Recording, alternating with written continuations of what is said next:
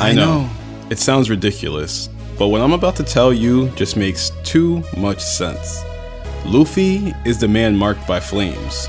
But before we get into the details, cue the intro. It's manga.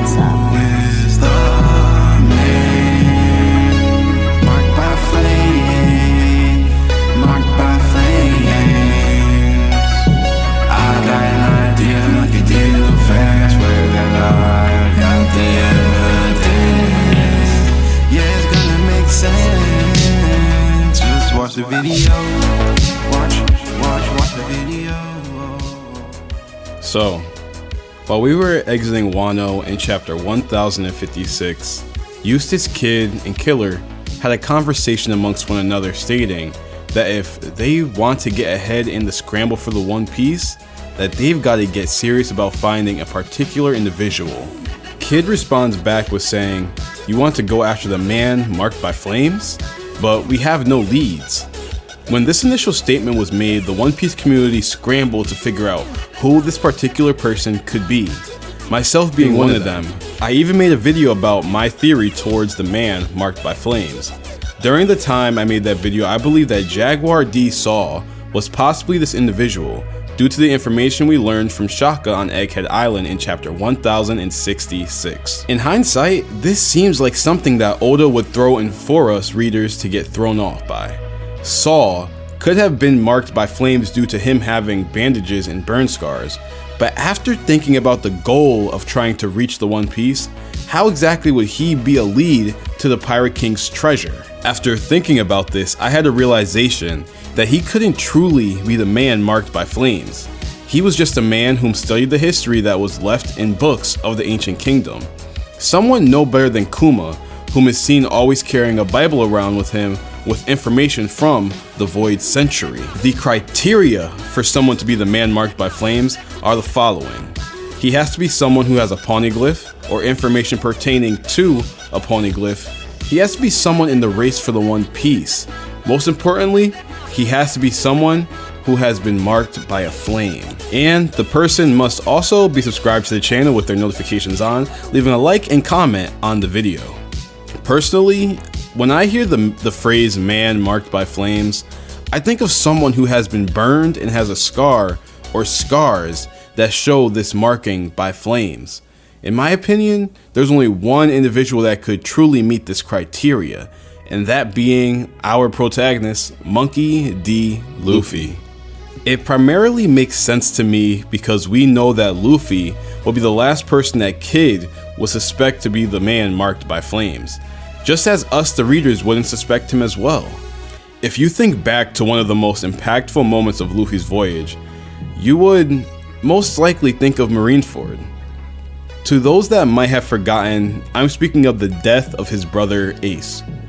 During the Marineford War, Luffy had gotten saved by his elder brother from the attack of Akainu, and right before his eyes, he saw his brother pass. After this moment, in chapter 578, as Luffy is passed out from the trauma he just endured, Jinbei is carrying him to escape, and Akainu punches through Jinbei to attack Luffy.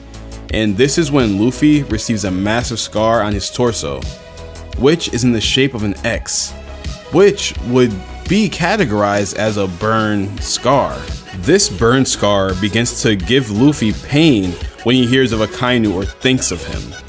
It's fairly similar to the scar that Kaido had from Oden and also the scar that Shanks received from Blackbeard.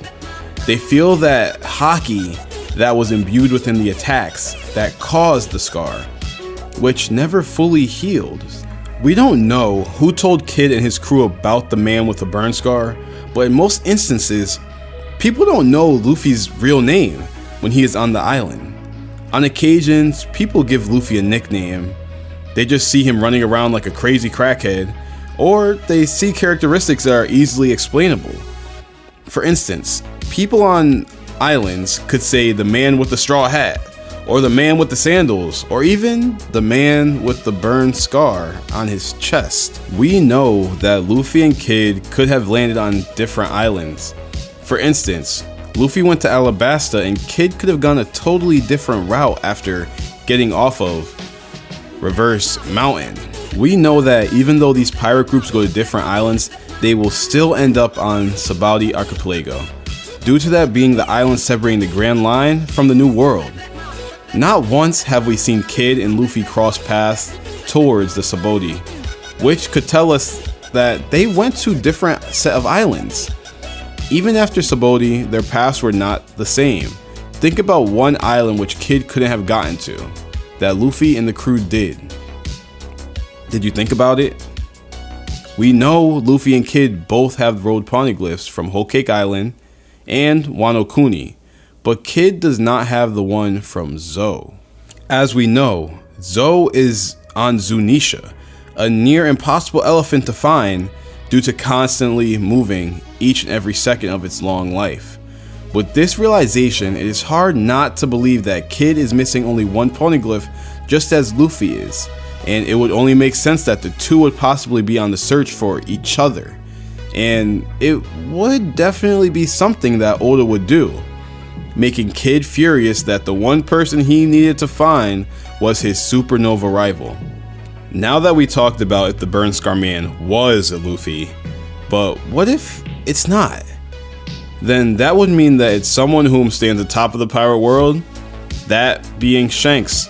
All I have got to say about that is Shanks has a scar from Blackbeard, it burns, and it'll be damn near impossible for Kid to grab that at this moment from the person that beat him with a single attack. But I'm not saying it's 100% impossible, because the next generation has to reach that level at some point, and that time might be closer than we all think. Useless Kid for Yonko 2024, let's go! Woo! But in all seriousness, I want to say thank you all for watching the video. Thank you guys for getting your boy to 420 subscribers. Just want to say I thank you all, I appreciate you all, and just keep moving forward, keep pushing, keep grinding, keep doing what you gotta do, because in due time it'll all work out, even if you have doubts. It's your boy Young Usopp, and I'm gone.